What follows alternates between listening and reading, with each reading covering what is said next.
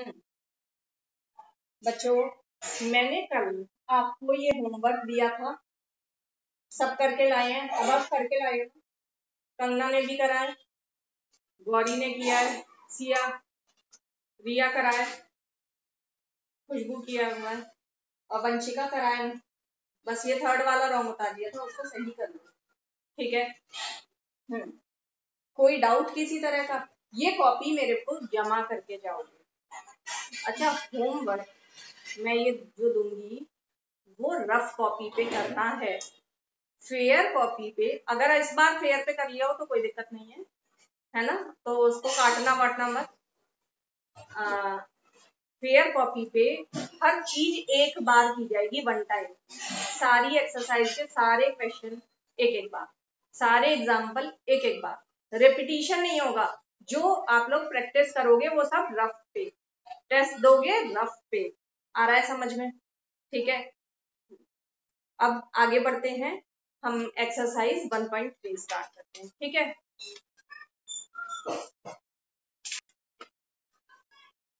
बच्चों, exercise 1.3 first question, prove that root 5 is irrational. मैंने आपको बताया है, रूट के अंदर अगर प्राइम नंबर दिखे, 5 एक प्राइम नंबर है, ठीक है। 5 के दो फैक्टर है ना, 1 और 5, ये इन्हीं दोनों से कट रहा है तो प्राइम नंबर है, और ये रूट के अंदर है तो इरेशनल है। ये तो आप लोगों को पता है, मैं बता चुकी हूँ, लेकिन आपको तो प्रूव करना पड़ेगा। ठीक है, तो इसको कैसे प्रूव करना है ये देखो।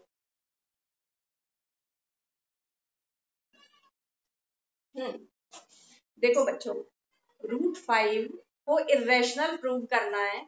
हम इसको मान के चल रहे हैं कि ये रैशनल है। सपोज हमने उसको क्या लेट किया कि वो रैशनल है। ठीक है, तो हमने लिखा let root 5 be a rational number, ये रूट 5 रैशनल नंबर है। ठीक, तो अगर ये रूट 5 को हम रैशनल लेके चलते हैं तो हम कैसे लिख सकते हैं उसको? पी अपॉन क्यू की फॉर्म में, या कह सकते हो ए अपॉन बी की फॉर्म में। भाई, ए अपॉन बी लिखो या पी अपॉन क्यू, से कोई फर्क नहीं पड़ता, मतलब न्यूमरेटर अपॉन डिनोमिनेटर की फॉर्म में। बात समझ में आ रही है ना? ठीक है, तो हम इसको ऐसे लिख सकते हैं, हमने रैशनल लेके चल रहे हैं। फिर क्या किया हमने? ये क्रॉस मल्टीप्लाई किया है, बी को रूट 5 से मल्टीप्लाई कर दिया, ये आ गया root 5 B is equal to A. ठीक है, अब ये इसको हमने दोनों तरफ स्क्वायर कर दिया, स्क्वायरिंग ऑन बोथ साइड्स, दोनों तरफ स्क्वायर कर दिया। दोनों तरफ स्क्वायर करने पर ये यहाँ 5b², ठीक है, और ये a² हो गया। 5b² और ये a²। कहीं कोई दिक्कत? रूट 5 का स्क्वायर 5 होगा, जानते हो ना। जब रूट के अंदर कोई वैल्यू है, स्क्वायर करते हैं तो रूट भी हट जाता है। ठीक है, तो ये लाइन आ गई, ये हमारी बन गई फर्स्ट इक्वेशन। ठीक है, अब जरा ध्यान से सोचो, यहाँ पे 5 मल्टीप्लाई में है ना, 5 मल्टीप्लाई b²। अगर इस 5 को मैं इधर लाती हूँ राइट साइड में, तो ये नीचे आ जाएगा ना, a² अपॉन 5 हो जाएगा ना। क्लियर है ना? इसका मतलब क्या हुआ? a² is divisible by 5। ठीक है, और जब किसी नंबर का स्क्वायर, ठीक, किसी नंबर से डिविजिबल हो, a² 5 से डिविजिबल हो, तो वो नंबर भी 5 से डिविजिबल होगा। अगर a² 5 से डिविजिबल है, इट मींस a भी 5 से डिविजिबल होगा। मेरी बात समझ में आ रही है ना? ठीक है, तो आप क्या लिख सकते हो? As a² is divisible by 5, therefore a is also divisible by 5। यही मैंने लिखा है, a² is divisible by 5, so a is also divisible by 5। इतनी बात क्लियर है? यहां से लेके यहां तक कोई दिक्कत? बिल्कुल क्लियर है ना? अब बोलो, खुशबू, रिया, सिया, क्लियर? गौरी, रुक जाओ, पहले इतना कर लो, उसके बाद बता।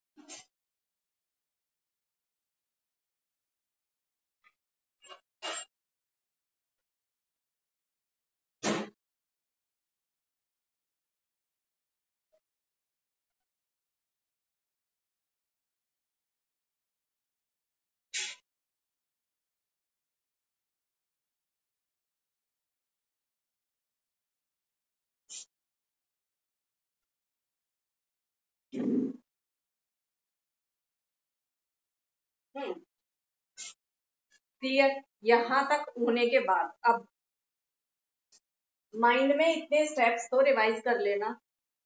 अब आगे सोचना, कोई चीज अगर 5 से डिविजिबल है, ठीक है, जैसे मान के चलो कोई नंबर लिया हमने 15 5 से डिविजिबल है ना, तो उसे क्या लिख सकते हो 5 इंटू 3, ठीक है। और देखो 25 5 से डिविजिबल है, उसको क्या लिख सकते हो 5 इंटू 5। और देखो 35 5 से डिविजिबल है, क्या लिख सकते हो उसे 5 इंटू 7। 40 भी डिविजिबल है 5 से, 5 इंटू 8। मतलब क्या चीज कॉमन देखी, जो नंबर्स 5 से डिविजिबल हैं वो 5 इंटू समथिंग में लिखे जा सकते हैं। बात क्लियर है ना? तो क्योंकि a 5 से डिविजिबल है तो a को हम 5 इंटू समथिंग में लिख सकते हैं ना।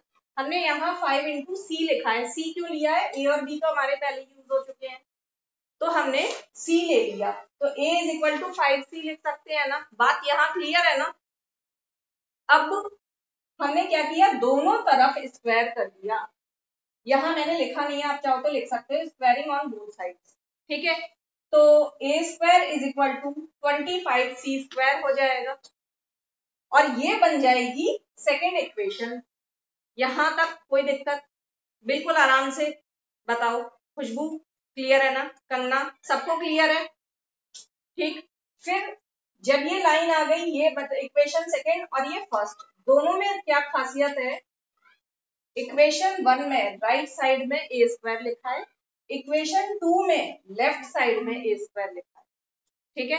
अगर इन दोनों को कंपेयर करोगे तो क्या हो जाएगा, 5b square is equal to 25c square आएगा ना, ठीक है, आएगा ना। 5b square is equal to 25c square आएगा। क्लियर है ना? तो हमने यही कहा कंपेयरिंग इक्वेशन 1 एंड 2, ठीक है। 5b square is equal to हो गया 25c स्क्वायर। कोई दिक्कत? अब इस लाइन में देखो ध्यान से, 5 से दोनों तरफ डिवाइड कर सकते हैं ना, यहाँ 5 से डिवाइड कर दिया, यहाँ भी, तो ये b square is equal to 5c square हो गया। कोई दिक्कत? बोलो रिया, सिया, आ रहा है समझ में? कंगना, अभव, ठीक है। b square is equal to 5c square आ गया ना। अब जरा देखो 5 यहाँ मल्टीप्लाई में है ना, c स्क्वायर के साथ मल्टीप्लाई में, अगर 5 को मैं इधर लाती हूँ तो ये डिवाइड में नीचे आएगा ना, यानी b स्क्वायर 5 से डिविजिबल हो जाएगा ना। और जैसे मैंने ऊपर बताया था कि अगर a स्क्वायर 5 से डिविजिबल है तो a भी 5 से डिविजिबल होगा, बिल्कुल सेम उसी तरह अगर b स्क्वायर 5 से डिविजिबल है तो b भी 5 से डिविजिबल होगा। क्लियर है ना? तो हम लिख सकते हैं as b square is divisible by 5, b is also divisible by 5। कहीं कोई दिक्कत? ठीक है, तो हमने यही किया, ये लिख लिया। Now b square is divisible by 5, तो b is also divisible by 5। ठीक है, पहले ए 5 से डिविजिबल आया, यानी ए का फैक्टर, कॉमन फैक्टर हो गया 5। फिर बी भी 5 से डिवाइड हो सकता है, यानी बी का भी कॉमन फैक्टर 5 आ गया, यानी ए और बी दोनों का कॉमन फैक्टर 5 आ गया। यही हुआ ना। और रेशनल नंबर में हम ये भी बोलते हैं, numbers which can be written in the form of p upon q या a अपॉन b, वेयर जो b है वो 0 ना हो and a and b both should not have a common factor. a और b दोनों का कोई कॉमन फैक्टर नहीं होना चाहिए। क्लियर है ना बात? ठीक है, यहाँ पे a और b दोनों का कौन कॉमन फैक्टर आ गया 5। हम लेकर चले थे रेशनल, रेशनल के हिसाब से ए और बी का कोई कॉमन फैक्टर नहीं आना चाहिए था ना, अदर देन 1। 1 तो आ सकता है लेकिन उसके अलावा नहीं आ सकता। बात क्लियर है ना? ठीक है, तो यहाँ पर ए और बी का कॉमन फैक्टर 5 आ गया। इसका मतलब हमने एज्यूम जो किया कि वो रेशनल है, वो गलत किया ना। हम जो उसका लेकर चले थे, हमने लेट किया था कि वो रेशनल है, वो रॉन्ग था ना, हमारा एजम्पशन रॉन्ग था, जो हमने माना वो रॉन्ग था। ठीक है, तो इसका मतलब वो क्या हो गया, √5 इरेशनल हो गया। तो बस यहाँ इतना क्लियर है आपको, ये सब मैंने बता दिया कि b इज डिविजिबल बाई 5। बस फिर आपको ये लिख देना है। सो a and b both have a common factor 5। a और b दोनों का कॉमन फैक्टर 5 हो गया, दोनों ही 5 से डिवाइड हो जा रहे हैं। ठीक है, तो दिस कंट्राडिक्शन, एक कंट्राडिक्शन आ गई, मतलब कुछ अपोजिट सिचुएशन।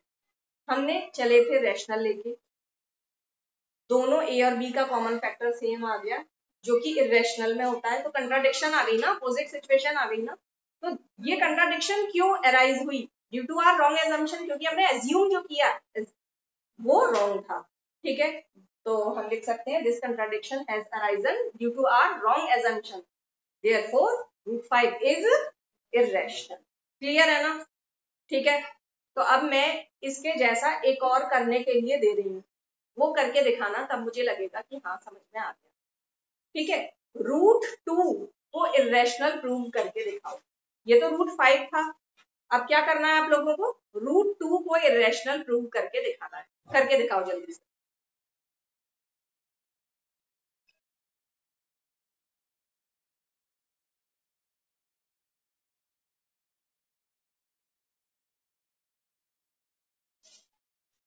जल्दी करो।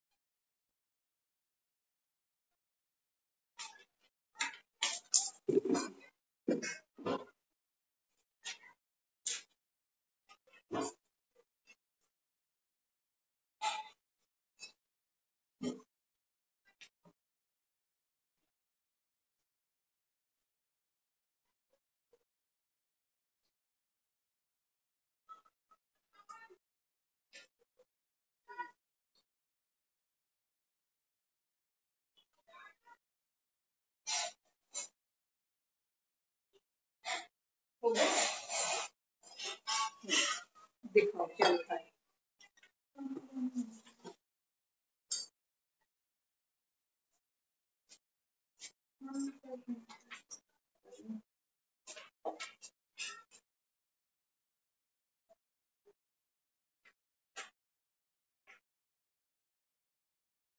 Very good.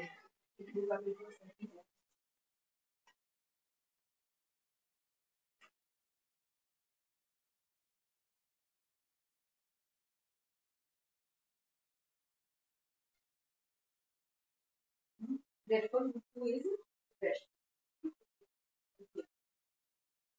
अगला काफी सही है।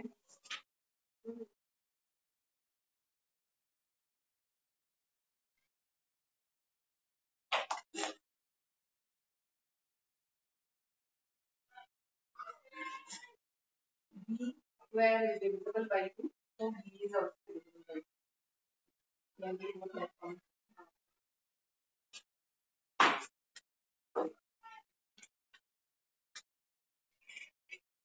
वंशिका करेंगे। अब आप समझ में आ गया, स्कूल में प्रॉब्लम बता रहे थे ना इसमें, क्लियर फिनिश हो गई स्कूल में ये एक्सरसाइज।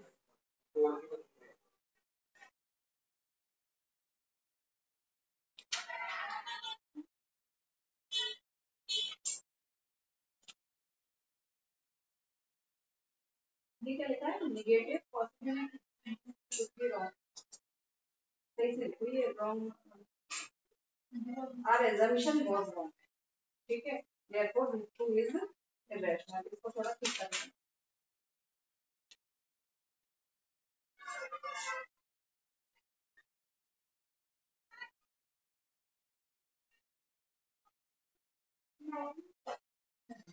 हाँ बोलो करना। मैंने वो नॉट वाली लाइन देखी,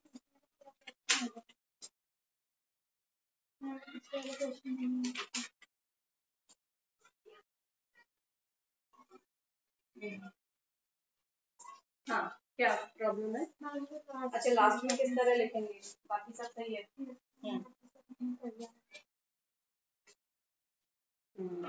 This लिखोगे लास्ट में, this contradiction has arisen due to our wrong assumption, therefore root 2 is irrational, ठीक है। बाकी ये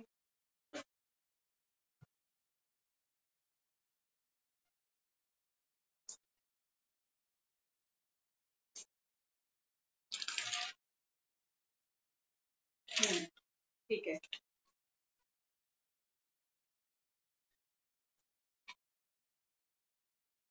तो बच्चों ये आपको क्लियर हो गया, ठीक है। √5 मैंने कराया, √2 सबने करके दिखाया और सबका सही था, एक बार में सही हो गया, ये बहुत बड़ी बात है, ठीक है। अब आगे चलते हैं, आगे के क्वेश्चन इजी हैं। अच्छा, साथ के साथ होमवर्क लिख लेना, घर से करके लाना है √3 को इरेशनल प्रूव करना है, √7 को, √11 को और √13 को। √3, √7, √11 और √13, इन सबको इरेशनल प्रूव करना, ठीक है। नेक्स्ट क्वेश्चन पर आते हैं।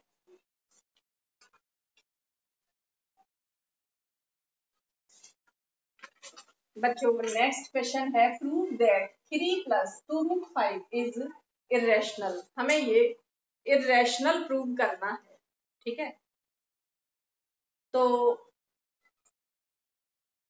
ये कंपैरेटिवली सिंपल था अभी तक, लेकिन बोर्ड की तरफ से एक ये मैसेज आया है कि आप पहले बच्चों को √5, केवल ये जो √5 लिखा हुआ है ना, उसको इरेशनल प्रूव करवा दो, जैसे मैंने अभी सिखाया था, ठीक है। स्टार्टिंग में आप क्या करोगे, √5 को इरेशनल प्रूव कर दोगे जैसे सिखाया है, फिर उसके बाद वो करना है जो अब मैं बताऊंगी, ठीक है। दोनों काम करने हैं, पहले ऐसा नहीं होता था, लेकिन बोर्ड की तरफ से यही मैसेज आया है कि इस तरह कराना है, ठीक। तो √5 को इरेशनल प्रूव कराना तो सिखा दिया।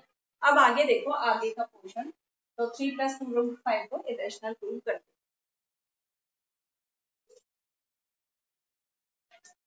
दो।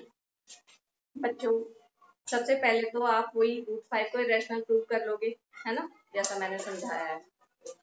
फिर उसके बाद आप क्या लिखोगे, लेट 3 + 2√5 बी रैशनल। आपने इसको एज्यूम कर लिया कि ये रैशनल है, ठीक है। जब ये रैशनल है तो इसको क्या लिख सकते हो आप, a/b की फॉर्म में लिख सकते हो, ठीक है। तो 3 + 2√5 को लिख लिया हमने इज इक्वल टू a/b, ठीक। फिर उसके बाद क्या किया है, ये जो 3 है, ठीक है, एक एक करके सारी चीज 3 और 2 दोनों इधर शिफ्ट करनी है।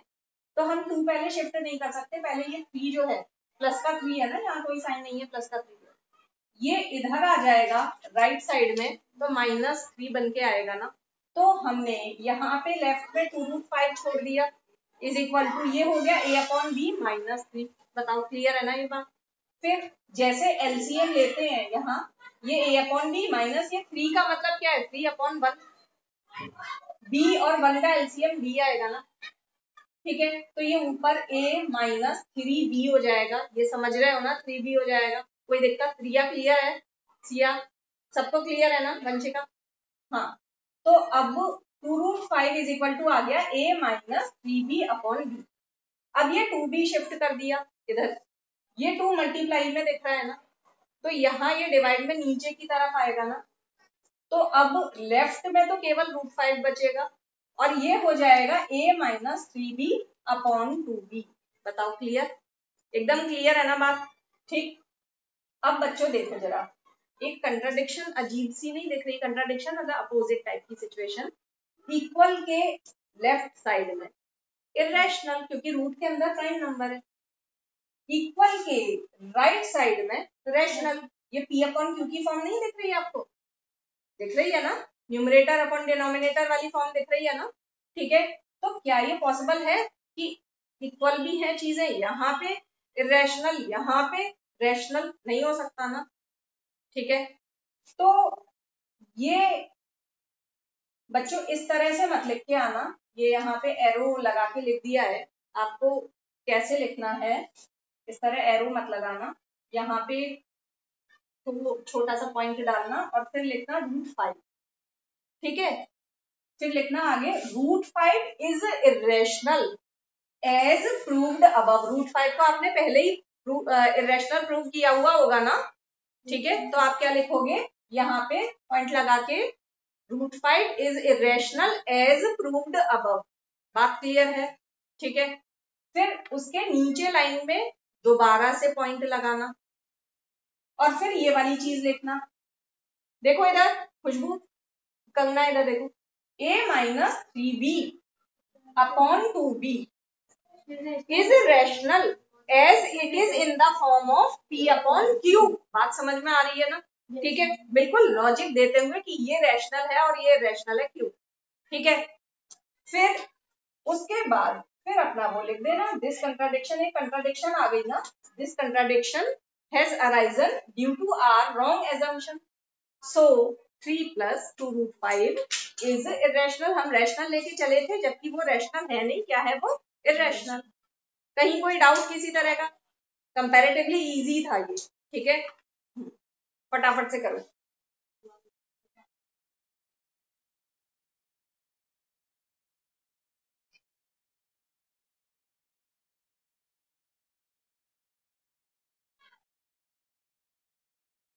निकिता ज्वाइन कर लिया है क्या?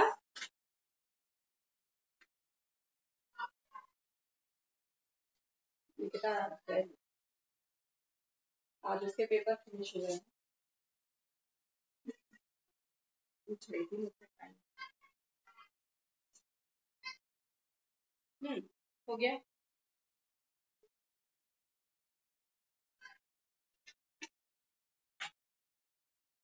बच्चों बोर्ड में अगर इस तरह से लिखा हुआ आता है, prove that 3 plus 2 root 5 is irrational, तो जैसे मैंने आपको बताया पहले रूट 5 को इरेशनल प्रूव करोगे, फिर ये सब कुछ करना है। ठीक है, और बोर्ड में एक तरह से और आता है, वो क्या है वो सुनो। उन्होंने लिख दिया root 5 is irrational, then prove that 3 plus 2 root 5 is irrational. मतलब उन्होंने दे दिया आपको कि रूट 5 भी इरेशनल है और आपको प्रूव करना है 3 प्लस 2 रूट 5 इरेशनल। तो आपको उस केस में रूट 5 को अलग से पहले रैशनल प्रूव नहीं करना पड़ेगा, आप यही सब करोगे। ठीक है, और जब यहाँ तक आ जाओगे तो आप यहाँ पॉइंट बना के जब लिखोगे रूट 5 इज इरेशनल, ठीक है, because it is given, as it is given. बात समझ में आ रही है ना? Root 5 is irrational as it is given. और अगली लाइन में वही a minus 3b upon 2b is rational as it is in the form of p upon q, और बाकी सब कुछ सेम हो जाएगा। तो ये डिपेंड करता है क्वेश्चन किस तरह से दिया गया है। जिस तरह क्वेश्चन होगा आपको सॉल्यूशन उसी तरह से करना होगा। बात क्लियर है ना? अब यही बताया था। ठीक है,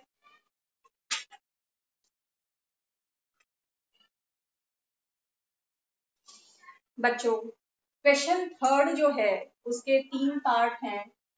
prove that the following are irrational. तो पहला है 1 अपॉन रूट 2। ठीक है, तो सबसे पहले हम इसको लेकर चल रहे हैं, let 1 upon root 2 be rational, इसको रैशनल लेके चल रहे हैं, और जब रैशनल ले लिया तो ये a अपॉन बी की फॉर्म हो गई। ठीक है, फिर हमने क्या किया है, इसको ऐसे इसको पलट दिया रेसिप्रोकल दोनों तरफ, तो रूट 2 क्या हो जाएगा, b अपॉन ए। अब इक्वल के लेफ्ट साइड में रूट 2 है, मतलब रूट के अंदर प्राइम नंबर इरेशनल, और इक्वल के राइट साइड में b अपॉन ए, वही फॉर्म हो गई ना, b upon Q, numerator upon denominator वाली। ठीक है, तो फिर नेक्स्ट इस आपको ये एरो बना के इस तरह नहीं लिखना है जैसा मैंने समझाया है। ठीक है, यहाँ एक कुछ मेंशन करना पॉइंट, और फिर root 2 is irrational as proved above, अगर आप प्रूव करते हो पहले तो। ठीक है, और अगर गिवन है तो एज इट इज गिवन। ठीक है, और फिर अगली लाइन में b upon a is rational as it is in the form of p upon q where q is not equal to 0। ठीक है, और फिर उसके बाद बस लिख देना है दिस कंट्राडिक्शन। हाँ बिल्कुल, अगर ऐसे आता है तो आपको पहले सबसे पहले रूट 2 को इरेशनल प्रूव करना है, लेकिन अगर क्वेश्चन में आता है रूट 2 इज इरेशनल, ये वो उन्होंने गिवन दे दिया, ठीक है, then prove that 1 upon root 2 is irrational, तो आपको नहीं करना पड़ेगा। ठीक, और उसी तरह यहाँ लिखोगे, अगर गिवन है तो रूट 2 इज इरेशनल गिवन, और अगर प्रूव किया हुआ है तो आप लिखोगे root 2 is irrational as proved, ठीक है। और ये तो मैंने बता ही दिया, B upon A is rational because it is in the form of P upon Q. फिर एक कंट्राडिक्शन आ गई, this contradiction has arisen due to our wrong assumption, therefore 1 upon root 2 is irrational। Clear करो। अब इसका second part और third part करके देखो, फटाफट से करो अपने हाथ से, करो जल्दी से।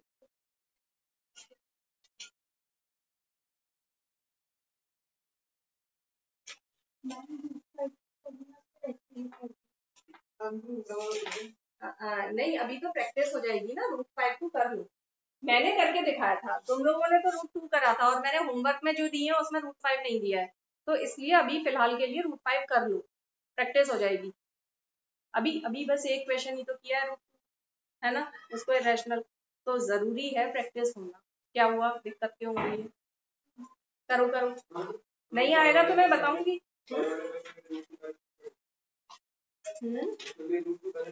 हाँ हाँ, इसमें रूट 2 पहले प्रूव करना, तो प्रैक्टिस हो जाएगी, जरूरी है बच्चों, प्रैक्टिस से ही सब कुछ होता है।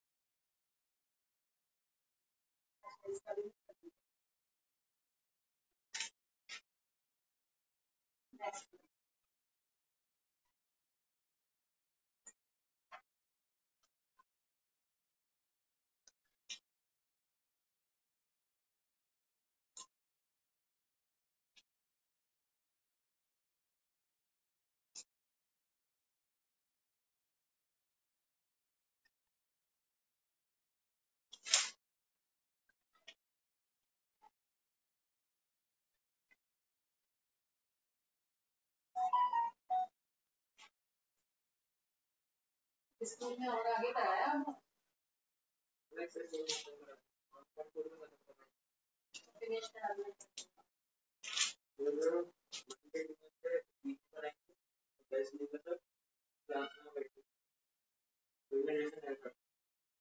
सेकेंड कराएंगे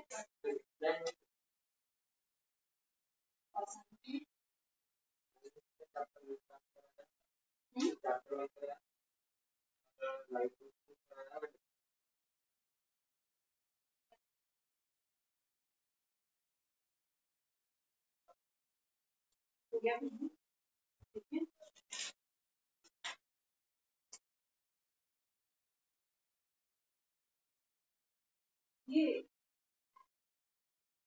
शॉर्टकट नहीं,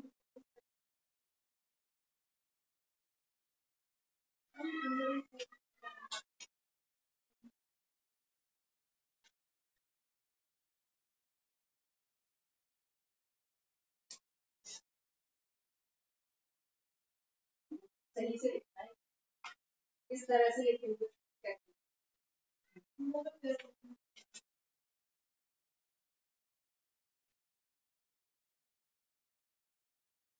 समझ में बहुत अच्छे से क्लियर हुआ है। अब ये होमवर्क भी करके लाना है। हाँ, अभी तो एक होमवर्क में चीज सुनानी भी तो है ना, याद होगा। हाँ,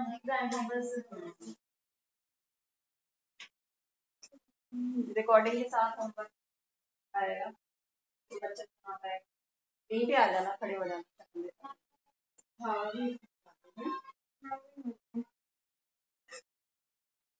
काम अब पेंडिंग है, अब बहुत इसमें फ्री हो।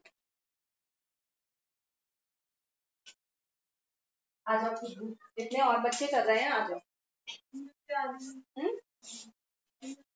जोर से बोलो। याद क्यों नहीं है? मैंने होमवर्क में दिया था ना। लास्ट क्वेश्चन जो 4th क्वेश्चन है वो यही है ना।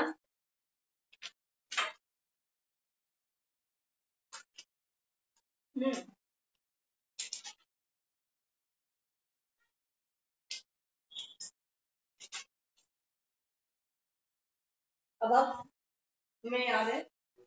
हाँ, सुनाओ प्राइम नंबर्स। 100 तक सुनाने हैं आज। हाँ, जोर से बोलो। 19, 23, 29, 31, 41, 43, 47, 51, 51 नहीं है। 53 और 59, 57 डिविजिबल है। ठीक है, हाँ आगे।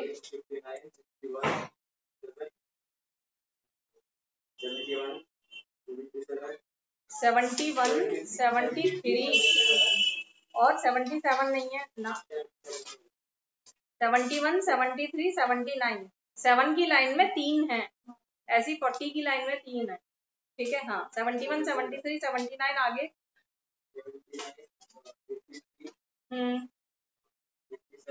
83, 89, हाँ 90 की लाइन में केवल एक है, 97। अभी कच्चे हैं। रिया तुम्हें पूरे लर्न है। हाँ सुनाओ।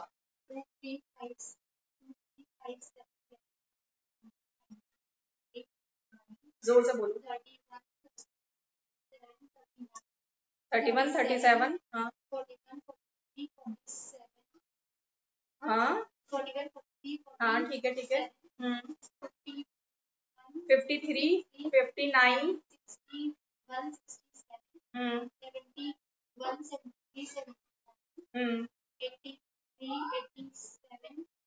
83, 89 और 97। हाँ रिया ने काफी अच्छा सुनाया है। देखो खुशबू लर्न हो जाएंगे, फटाफट कोशिश करो। 41,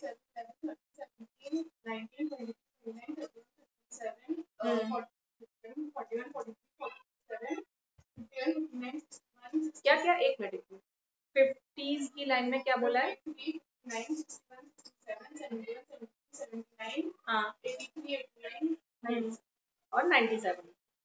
वेरी गुड। रिया और सिया ने बहुत अच्छा सुनाया है। हाँ गौरी।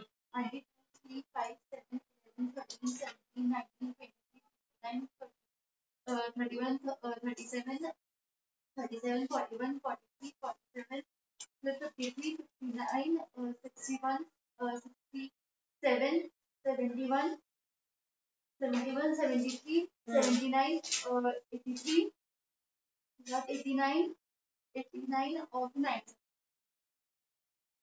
अब कल से यहीं आगे सुनाना है, ठीक है कंगना? मुझे तो याद है। ये होमवर्क भूलना नहीं है, ये बीच बीच में मैं कभी भी सुन सकती हूँ, ठीक है? ये मैं बीच बीच में कभी भी सुन सकती हूँ। कंगना तुम्हें लर्न करके आना है, पेंडिंग नहीं रखना है। मम्मी ने मुझसे ये स्पेशली बोला है कि अब ये नहीं चलेगा एक्सक्यूज, ये पता नहीं था, ये नहीं था, वो नहीं था, सब चीज का इंतजाम है। तुम लोगों ने मुझे सिखाया है, ऐसे पढ़ाओ और ज्यादा पता है ना? है ना ये चीज? हाँ वंशिका लर्न है, मैं देख रही हूँ, मैं चुपचाप आराम से बैठी हुई हूँ। क्यों क्यों लर्न नहीं है?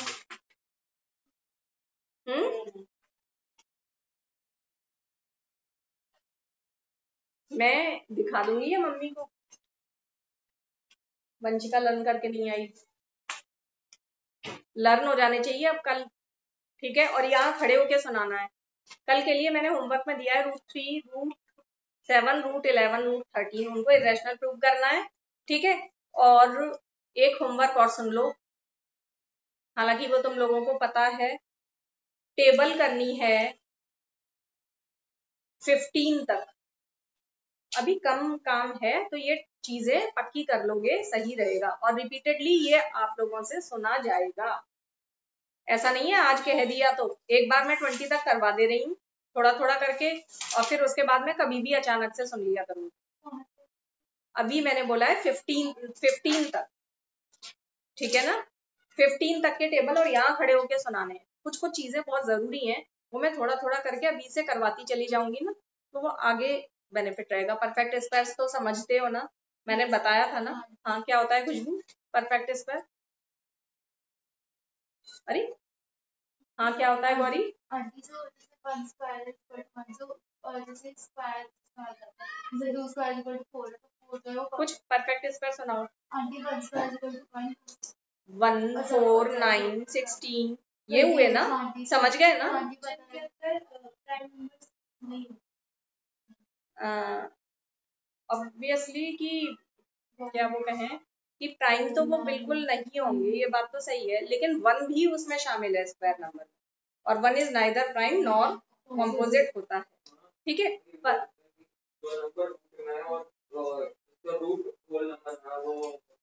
बिल्कुल सही, जिसका स्क्वायर रूट एक होल नंबर आ जाए तो वो एक परफेक्ट स्क्वायर।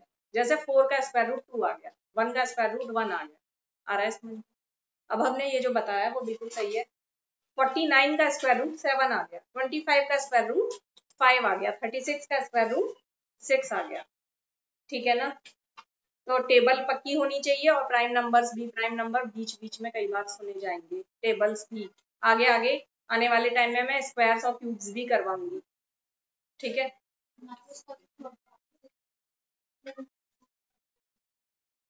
क्या?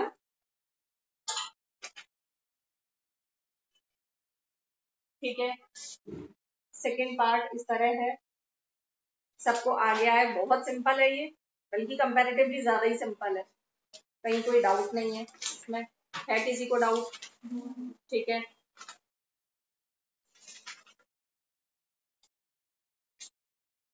और ये थर्ड पार्ट बहुत सिंपल है, बल्कि कंपैरेटिवली ये ज्यादा सिंपल है, ठीक है।